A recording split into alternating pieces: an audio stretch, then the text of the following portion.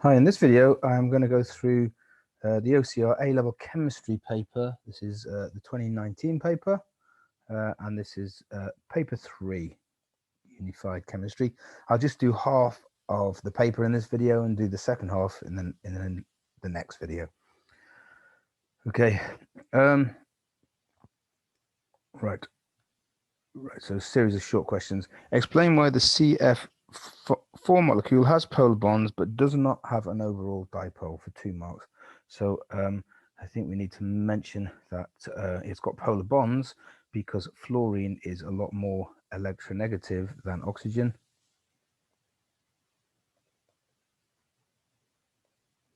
Than carbon, sorry, even, beg pardon. Right, and CF4, we need to explain that the shape of the CF4 molecule is tetrahedral. Right, so it has got 4 bonds, drawn it in 3D like that. Okay, so each fluorine does have a partial negative charge on it. The bonds are polar, but there's no overall dipole because the molecule is symmetrical. Okay, so that's enough for 2 marks. Because the molecule is symmetrical, the excess negative charge on each fluorine is balanced by the excess negative charge on the other 3 fluorines, and so there is no overall dipole to the molecule. B. Explain why a small proportion of molecules in water have a relative molecular mass of 20. Well, of course, most water molecules are going to be 18 because you've got oxygen is 16. The most common isotope of oxygen is that. The most common isotope of hydrogen is that. Okay, but let's put those numbers in there. There's a small proportion of hydrogen which is deuterium 2,1H. So it's possible to have some water molecules that have got 2 deuteriums in them, and they will weigh 20. Or an alternative you could put down, you get the marks for that, but you could say there's a very small proportion of another oxygen isotope, oxygen 18. Okay, and that, so if you've got an oxygen 18 atom in a water molecule, that's going to give it an MR of 20. Okay, right, what's the partial pressure of oxygen in gas of mixture containing 21% oxygen by volume? And this is the total pressure. Well, partial pressure is equal to the mole fraction of the gas multiplied by the total pressure. Now, they don't give us the mole fraction, but they do tell us by volume is 21%. Now, the volume of 1 mole of any gas is the same for all gases. So that means if it's 21% oxygen by volume, that means it's also 21% of oxygen by moles. So in other words, the mole fraction is going to be 0.21. As I say, that's because every gas 1 mole of any gas occupies the same volume. So the volume of the gas is proportional to the number of moles of the gas. So all we need to do there is the mole fraction, 0.21 multiplied by 1 times 10 to the 5 pascals, and that is going to give us 2.1 times 10 to the 4 pascals. Okay, D. What mass of carbon dioxide is formed by the complete combustion of propane? Okay. Right, so we need to know there's a few things you need to know for this. You need to know propane C3H8, and when you burn propane, C3H8 in excess oxygen, well, for you're going to get carbon dioxide and water, and it's obviously, to balance it, you need 3 CO2s. I won't bother balancing the rest of the equation, you don't need to, but what you do need to realize is that 1 mole of propane is going to give us 3 moles of CO2. Right, now let's work out the moles of propane. We can do that using the molar volume. So moles propane is equal to the volume over the molar volume of a gas, which is 24 dm cubed. Now they give us that in meters cubed, 42 meters cubed, so we need to convert that into dm cubed. So we need to times that by 1,000 to give us in dm cubed. So that's going to be 42,000 dm cubed over the molar volume of gas is 24. So that is going to give us 1,750 moles of propane. So we can say from that then, so therefore the moles of CO2 is going to be that times 3. From the balanced equation, we're going to get 5,240 moles of carbon dioxide. Now we need to convert the moles of carbon dioxide into a mass, so we're going to use mass is equal to the moles multiplied by the MR. The moles is 5240 and the MR of carbon dioxide 44. That's equal to 231,000 grams.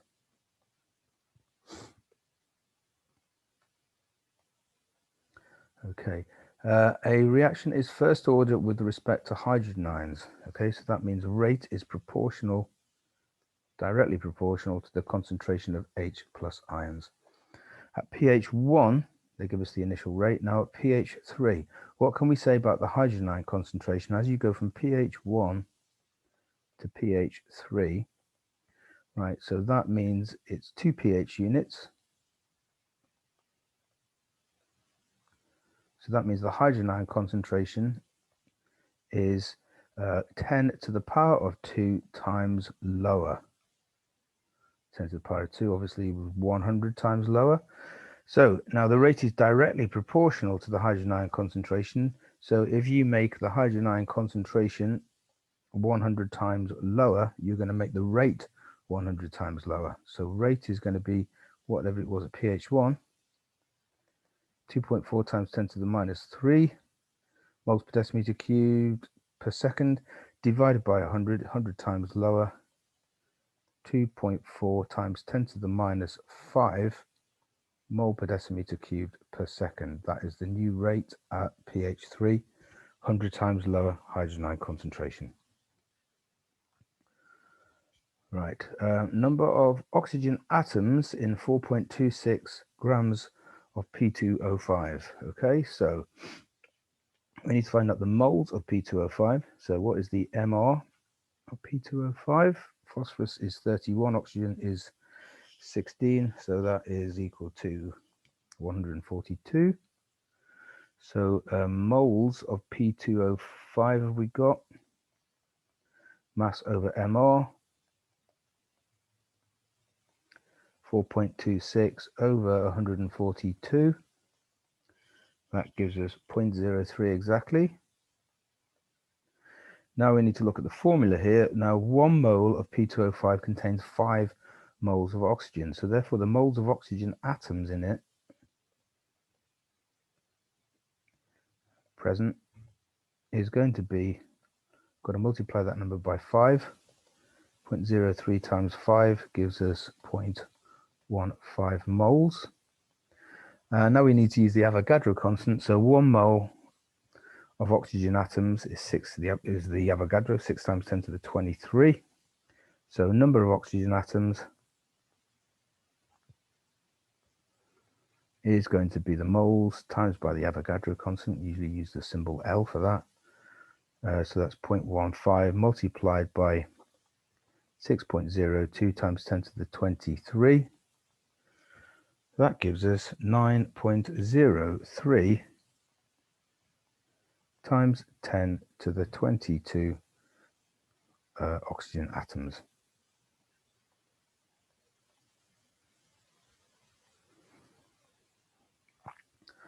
Okay. Now question 2, we've got a question on benzoic acid here. Okay. Benzoic acid is a food preservative. Okay. And the student makes benzoic acid as shown below. So he gets phenyl methanol. Okay. So what is phenyl methanol? Well, they give you the formula there. I'll just draw it. So phenyl methanol is like this. It's a primary alcohol, okay, and we're going to turn that into benzoic acid, which is a carboxylic acid. So as you can see, that's an oxidation reaction. Okay, so you're going to oxidize it and use sodium carbonate, which makes it alkaline. The oxidizing agent they're going to use here is not potassium dichromate, as we quite often use. They're using potassium manganate 7. Okay, and they heat it, they oxidize it. The resulting mixture is cooled and then acidified with concentrated HCl. Right, that's got to be to neutralize the sodium carbonate we've got there. Okay, and the student recrystallizes the impure, okay, crystals to get the pure benzoic acid. Right, in step 1, sodium carbonate makes the reaction mixture alkaline. Write an ionic equation to show how carbonate ions form an alkaline solution in water. Well, the carbonate ions are bases, proton acceptors. There's a carbonate ion. It's going to remove a proton from water to form, it's going to form a hydrogen carbonate ion, HCO3 single minus, and it will make OH minus ions, and of course OH minus ions will make the solution alkaline. Right, in step 2, why must the mixture be acidified so that crystals of benzoic acid appear? Right, right, you've got to make the benzoic acid insoluble, okay, in water, right, because you've got your, obviously you've got your oxidizing agent, you've got your manganate, potassium manganate in water. Now benzoic acid, if you've got sodium carbonate around, that's a base, so you're going to end up with quite a bit of the benzoic acid is going to be the benzoate ion. Okay, now that's charged. Okay, so that means it tends to be soluble in water, which is a polar solvent.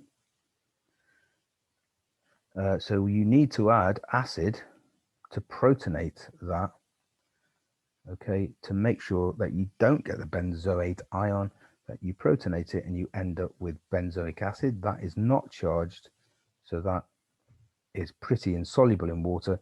You've got the big benzene ring there, obviously that's going to be mostly London forces. You're not going to get, that doesn't dissolve in polar solvents. So you need to for a 1 mark answer, you need to say you add the acid to stop this being charged and to make it insoluble in water.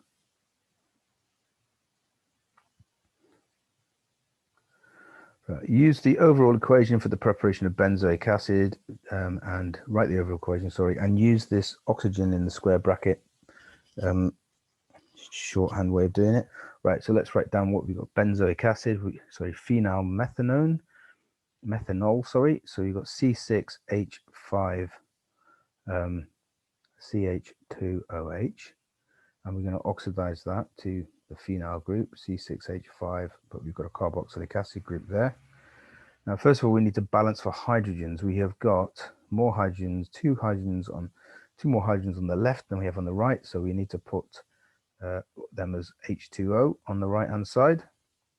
Now we need to count for how many oxygens. Well, we've got 1 oxygen on the left and we've got 3 oxygen atoms on the right, so we need to have 3 times that there. Okay, now we've got to calculate the percentage yield of the benzoic acid. Okay, right, let's do that. Right, so let's write down the MRs of these things. So we've got the phenylmethanone. I'll write it here, save time. So the MR of the phenylmethanol, here, that one is 108. The MR of benzoic acid is a bit bigger, that's 122. Importantly, 1 mole of the alcohol gives us 1 mole of benzoic acid. Right, now if you look at the question, what was the mass of the product we started off with. Okay, so we look at that, we can see, look, we have got 4 centimeters cubed of phenol methanol, so it's a liquid, and they give us its density. Okay, right, and just will remember that's the amount of pure benzoic acid you get as well. So the first step is to work out the mass of phenol methanol using the density and the volume here, and then we can work out the number of moles.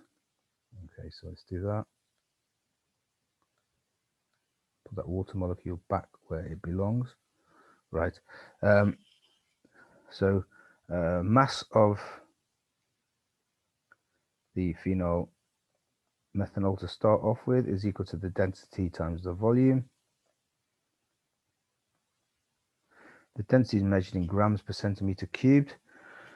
So that, and it was 1.04, and the volume we used was 4 centimeters cubed. So we're going to end up with 4.16 grams of the phenol methanol. Now we need to work out the moles of the phenol methanol.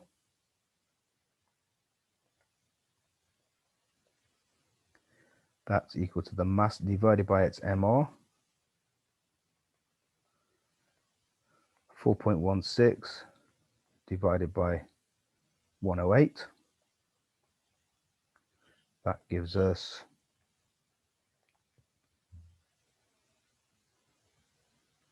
0.03851. So now we say if we get a 100% yield, which we don't,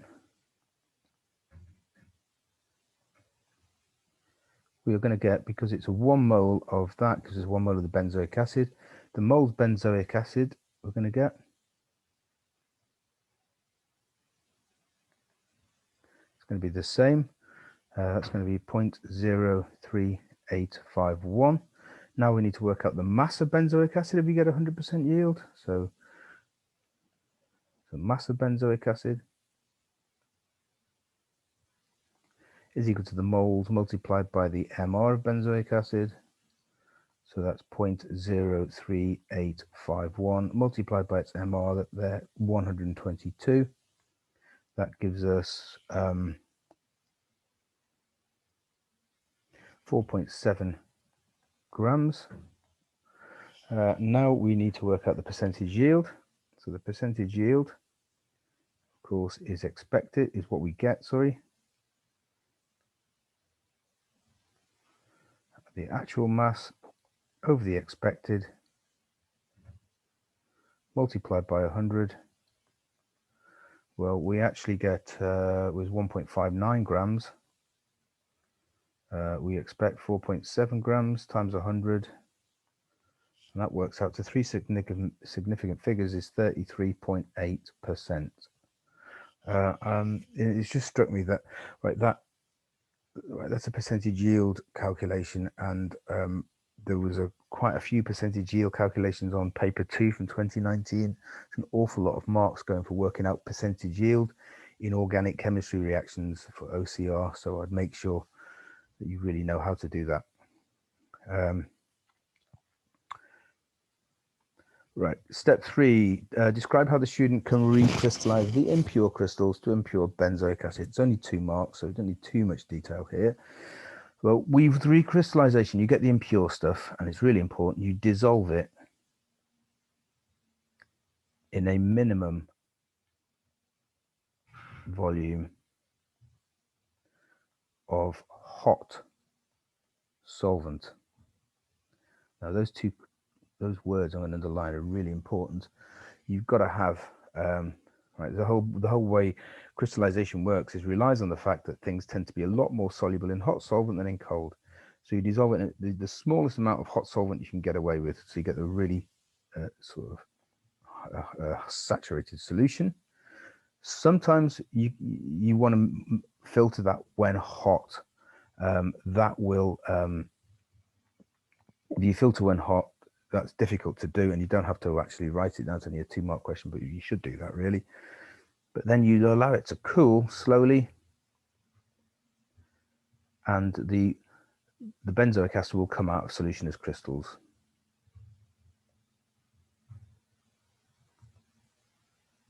you're going to get benzoic acid crystals.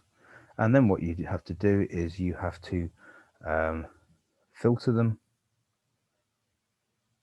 under pressure in a Buckner flask. And you should also wash with a small volume of cold solvent.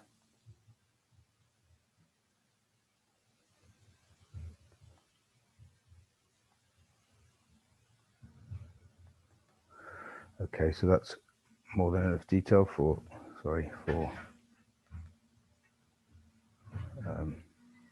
that. Let's find where we're up to.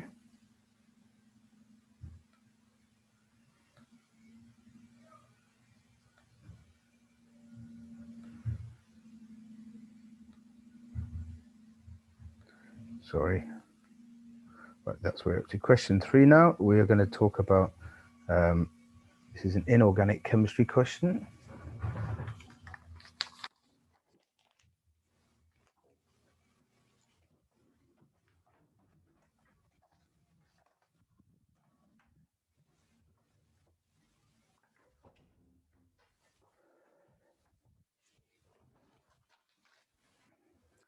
Okay, this is a question about group 14 or group 4. 4 oxides of lead are given there. PbO, PbO2, and so on. Okay, student carries out an experiment to identify an unknown lead oxide, which is one of the 4 ones shown above. And this is how he's going to do it.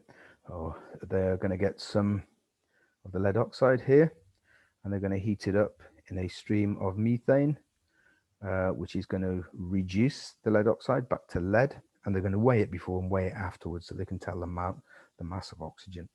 Okay, it tells us here, so yeah, in a bit more detail. Weigh an empty dish, put some lead oxide, reweigh, set up the apparatus, heat it and pass the methane through, and then allow it to cool down, pass cold air through the tube, and weigh the dish and contents.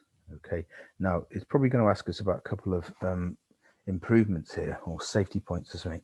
And I'll mention the safety thing here. You're going to get methane coming out, okay? And that, of course, if it builds up in the room, is dangerous. So normally, when people do this experiment, they actually ignite the methane here, and you get a little flame, okay? Just pass the methane through nice and slowly. You get very controlled, get a little flame, and it will burn the excess methane off, so it's not going to build up. Okay. The other thing here is they pass cold air through it while it's cooling down. If you do that, air's got oxygen in it, and the lead here is quite hot, and the lead can oxidize back to lead oxide. So it's better, rather than pass cold air through it while it's cooling, is to carry on passing methane through it. So it's probably going to, that's one point there. Okay. So anyway, let's have a look at the questions they're going to ask here. Right, write the equation for the reaction of reduction of Pb2O3 with methane. Right, now this is a pretty complicated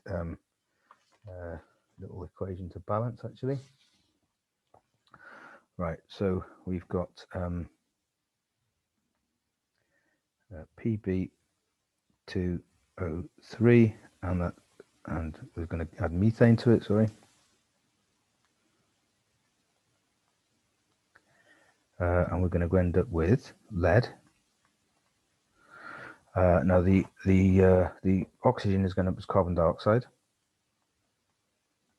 You could also balance for carbon monoxide, actually, but I'm going to do carbon dioxide. And you'll also get water. Okay, so all the water has come from all the oxygen, sorry, has come from the lead oxide here.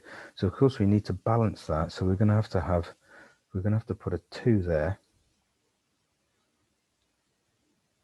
Right, we put a 2 there. That means we're going to have 4 oxygens, and there's only 3 there. Then that makes it a bit tricky. So what I'm going to do is we're going to have 4 there and 3 there. So I'm going to multiply this by 4. So I'm going to put a balancing number there of a 4. So that means we've now got 12 oxygens. So we've got 12 oxygens to worry about. So that means we are going to get, instead of 4 there, I'm going to multiply it by 3. So I'm going to have 3 carbon dioxides, and 6 waters. So now I've got my 12 oxygens on the right hand side, 12 on the left, 12 on the right. So how many methanes are we going to need there? We're obviously going to need 3 methanes. And how many lead? Well, 4 times 2, that means you're going to get 8 lead atoms. Okay, so there's that equation. Right. Student uses safety glasses and a lab coat. State with a reason one other important safety precaution. Okay, now that's why I'm saying there you should burn off the methane as it's leaving the exit tube. Otherwise, it's going to accumulate and be a risk of causing an explosion. Or you could do it in a fume cupboard instead of doing that and make sure that it's all vented out. Most people just burn it probably. The student was not sure that all the oxygen had been removed.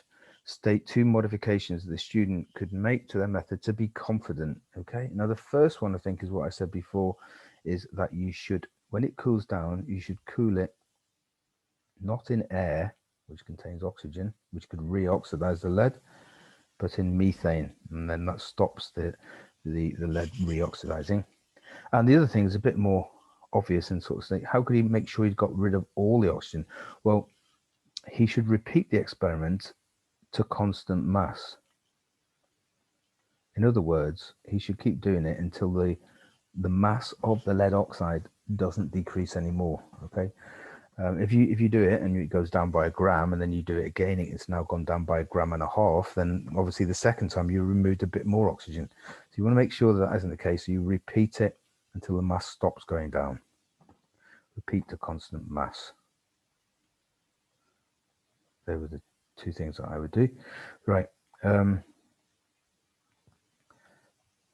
Student makes these modifications and gets this set of results. Okay, and now we're going to have to calculate the empirical formula of the lead oxide. Okay, so let's do that. Right, so we're going to use these 2 to find out the mass of lead oxide. The mass of the lead oxide is going to be equal to 11.818 minus 8.364, and that is equal to 3.132 grams. Let's do the mass of the lead then.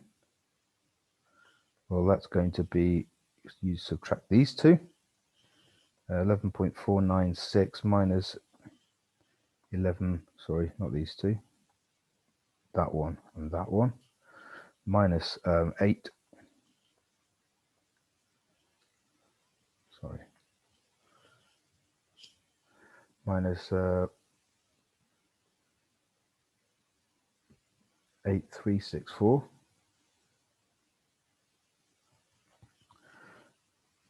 Again,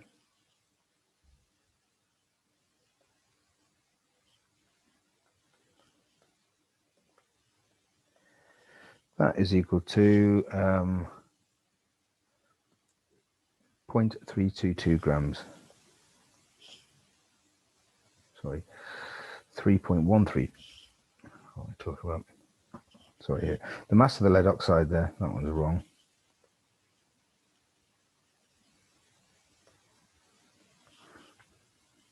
That gives us 3.454. This one gives us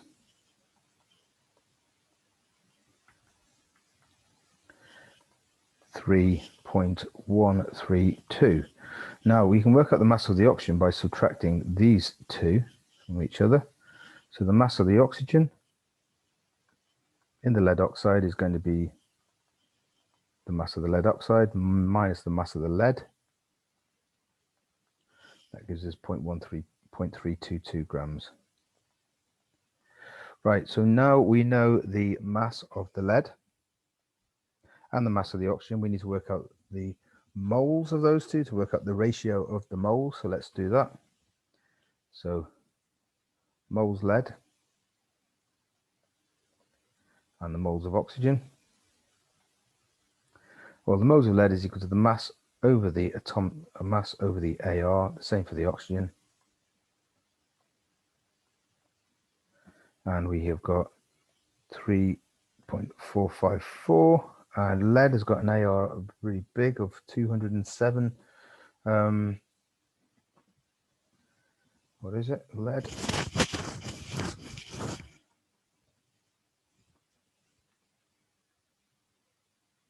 $207.2.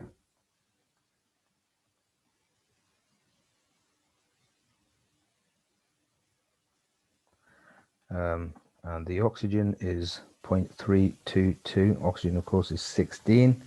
Work those two out together, we are going to get that ratio, we end up with 0.0152 moles of that to 0.02 of oxygen. We're going to simplify that ratio. We divide by the smallest number, which is 0.0152. So we do that, we get a 1 there, obviously, and we are going to get, that comes to 1.34. Now, we need to get rid of our fractions. We want whole numbers. So what number can we multiply by 1.34 by to get a whole number? Well, that's like 1.33. So we're going to times that by 3. So 1 times 3 gives us 3. 1.34 times 3 gives us 4. So the formula of the oxide is Pb3O4 is our answer there.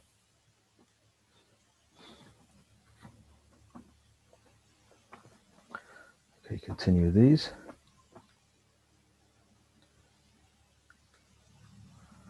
Right. SiO2 and carbon dioxide, they're both in group 4, they're both oxides, but they're very different. SiO2 has got a very high boiling melting point, whereas carbon dioxide has got a very low melting point. So it suggests the type of lattice in the two oxides to explain the difference for 4 marks. And in terms of the types of forces within each lattice. Well, SiO2, we should know from GCSE, in fact, that that is a giant covalent lattice.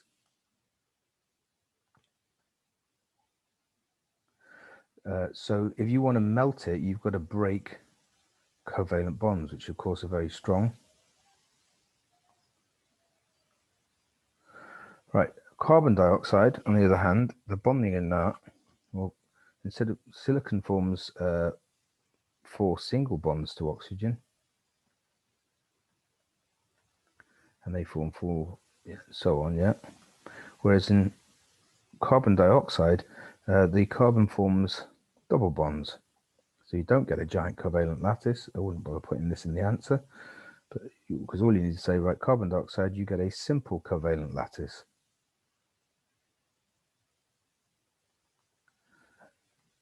What kind of intermolecular forces do we have in carbon dioxide? Well, you might think you have dipoles, but of course you don't, even though oxygen is more electronegative because it's nonpolar, because it's symmetrical. So all you have to break are London forces, which of course are very weak. London forces or induced dipole interactions, and that is why the melting point of carbon dioxide is much lower than that of silicon dioxide. Superficially, they've got the same sort of formula. You might think in the same group, they're very superficially, you might think they're very similar because they're very different. And that's quite interesting because carbon dioxide is very much involved in life and photosynthesis and so on. Silicon dioxide isn't.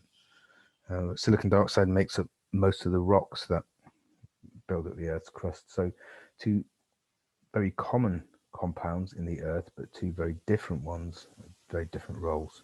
Anyway, that doesn't ask you about that in the question. Right, Dettol is a disinfectant containing this substance here, which is chloroxylenol, as shown below. Right, what's the systematic name of chloroxylenol? Well, it's a phenol, and we've got substituents on the benzene ring. We have got, well, we've got 2,4-dimethyl.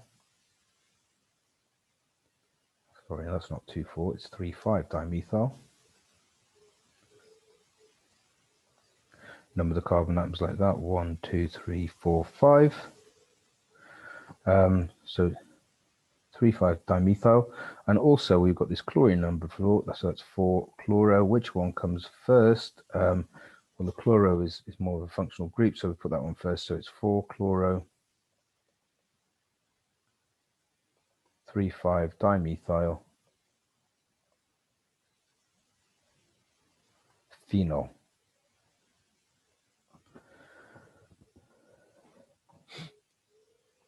Right, predict the number of peaks in the 13C NMR spectrum of Chloroxy Xylenol.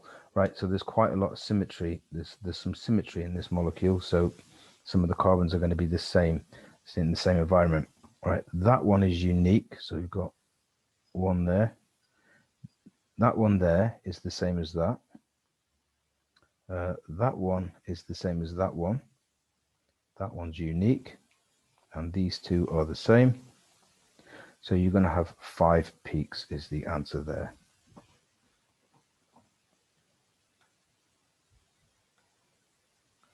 Right, name the functional group responsible for the acidity of chloroxylenol and describe a simple test which would confirm the presence of this group. Right, the slightly acidic functional group, of course, is the phenol. Phenol has a small tendency to lose this proton to form the phenoxide ion. It's much weaker than a carboxylic acid. Functional group, how would you test for it? And the usual test to see if it's a phenol rather than a carboxylic acid is add some kind of indicator, add universal indicator, and it will probably go orange or yellow. But then to confirm it's not a carboxylic acid, you should add sodium carbonate, and sodium carbonate is only a fairly weak base, and phenol is only a weak acid. It's not strong enough to cause fizzing, to release carbon dioxide, so there's no effervescence. So those two things together, add the universal indicator, then add the sodium carbonate, I get no fizzing. Okay, now this is about Ka and stuff.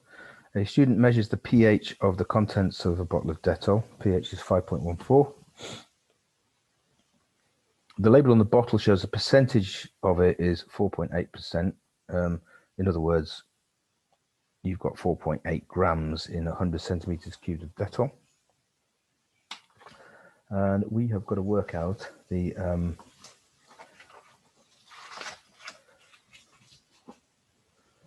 Ka of this acid. Okay, so how do we go about that? 1 minute.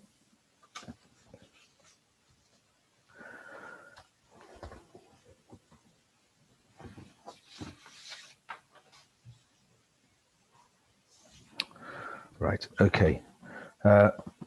So we're going to assume that the chloroxylenol is the only acidic thing, and it's a weak monobasic acid, and the density of Dettol is the same as water. Okay, so right, first of all, well, we're going to use this expression. We're going to use Ka is equal to H plus multiplied by the concentration of the conjugate base of Dettol divided by the concentration of the weak acid present in Dettol. Okay, we're going to use that. We need to work out the concentration of HA here. So what we got, we know that it's 4.8%. So we've got 4.8 grams in 100 centimeters cubed. In 1 dm cubed,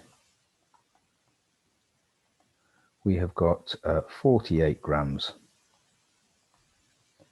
of HA. Now, what is the MR of chloroxylenol? Right, so we have got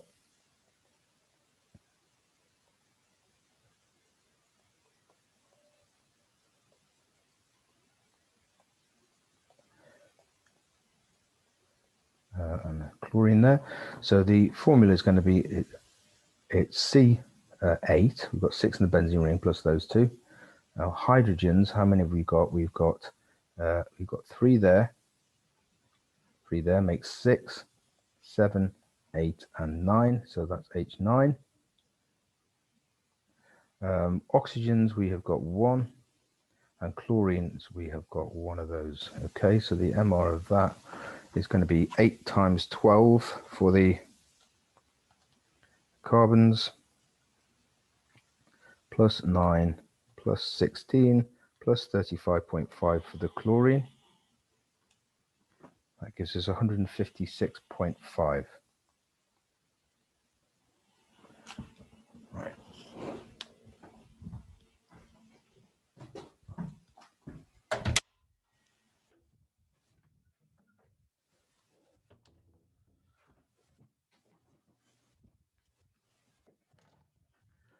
Right, so the moles of that then, let's work out the moles.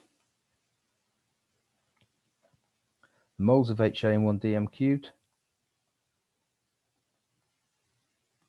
is equal to the mass over the MR.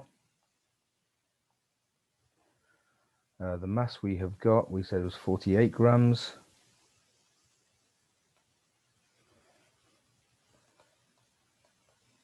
(48) divided by the MR, 156.5. That gives us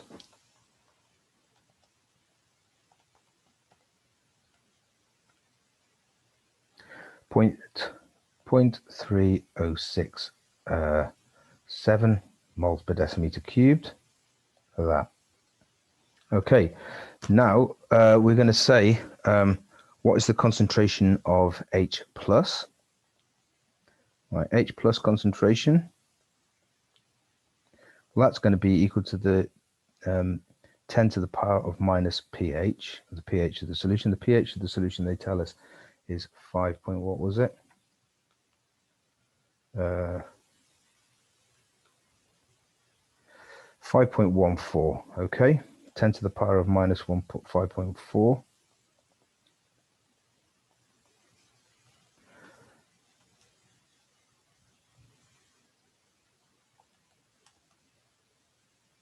That's 7.244 times 10 to the minus 6.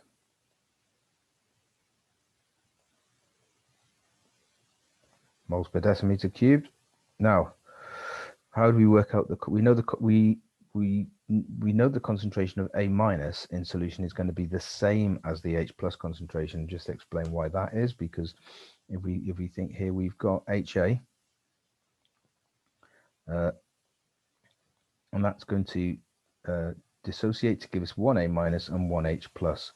So the H minus, the A minus concentration is going to be the same as the H plus. So let's write that down there.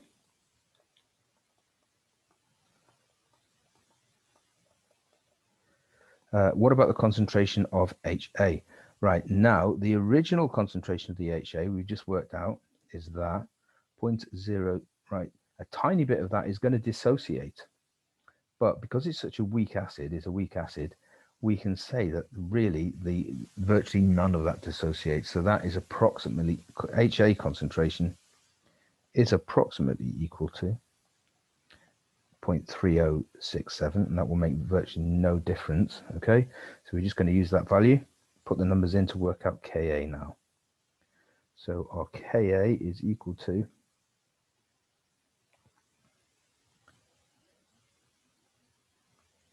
hydrogen ion concentration, which is 7.24 times 10 to the minus 6, multiplied by the HA concentration, which is the same, divided by the concentration of HA, 0.3067, and that is going to give us a value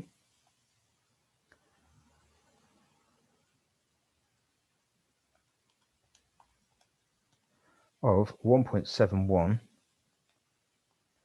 to 3 significant figures times 10 to the minus 10, and the units of Ka is always going to be mole per decimeter cubed. Okay, so that is our answer there.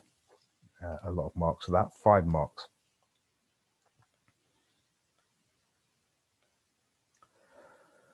Okay, Dettol contains other chemicals, including alpha terpineol, shown below.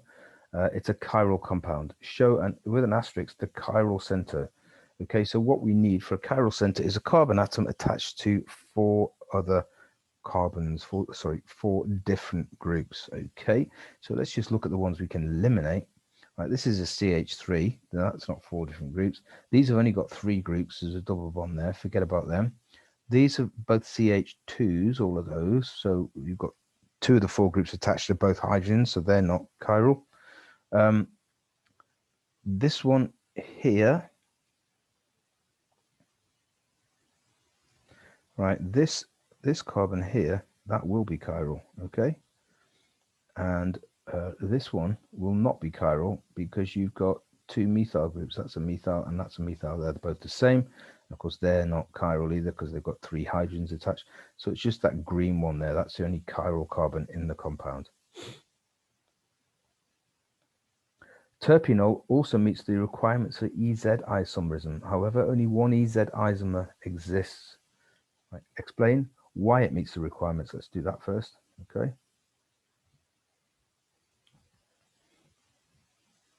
Right, so let's look. We need a double bond, and we have got a double bond here.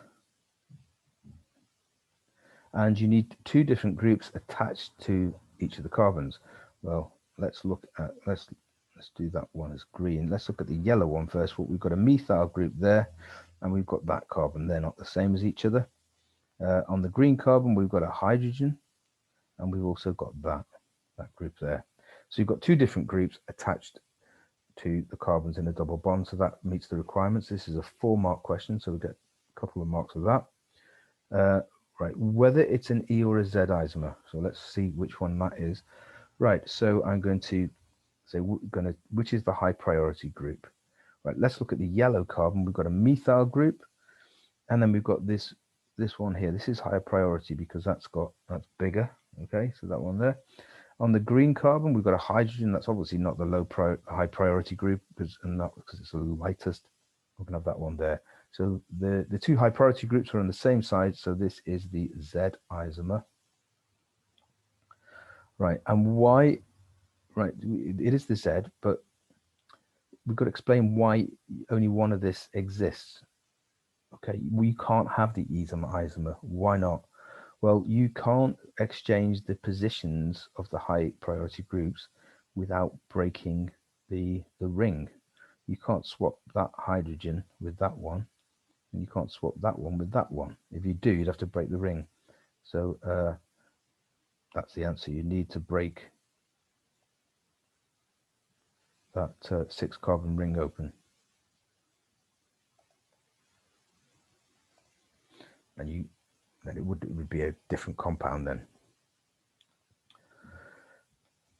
Okay, right, let's move on. Right, terpene contains 2 functional groups. For each functional group, choose a reagent that will react with that group only. Okay, draw the structures for the organic products of the reactions. Okay, so let's look at this, and this is how they actually lay it out. So you've got 2 functional groups. They give you, so you put the reagents, the name of the functional group, and the structure of the products, and then again for that one there. That's how the paper was laid out. So let's do here which functional groups. I'm going to choose first of all this one here, which is an alkene functional group. Now, what will that react with? Well, it will react with HBr. It will react with Br2. I'm going to say Br2, bromine, and let's draw the product you'd get. So the reagent then is bromine. The name of the functional group is the alkene, and let's draw the product.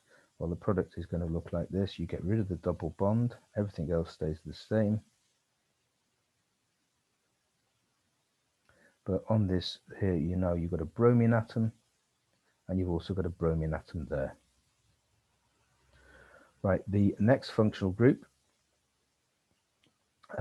is this alcohol here. Okay, so the name of the functional group there is and it's actually a tertiary alcohol if you look at it. Okay, so let's put down tertiary alcohol. Now, tertiary alcohols, first of all, I was thinking you could oxidize an alcohol, but of course you can't oxidize a tertiary alcohol, so you can't say that's reacting with potassium dichromate, whatever. So we've got to think of another reaction that alcohols will undergo. And I'm thinking of, there are a few. Of course, you've got to make an ester with it, with a carboxylic acid. Or you could have a nucleophilic substitution reaction by adding sodium bromide in the presence of sulfuric acid, and you'd end up swapping that OH for a Br- ion. So that's what I'm going to use. So that's the reagents there. And what does the product look like? Well, it looks like this. You've got double bond, nothing happened to that. You've got this bit, nothing's happened to that, and all that's happened is we've swapped that OH for a bromine, and that is our product there. Now that's about halfway through the paper. I'm going to carry on with the rest of that paper in the next video.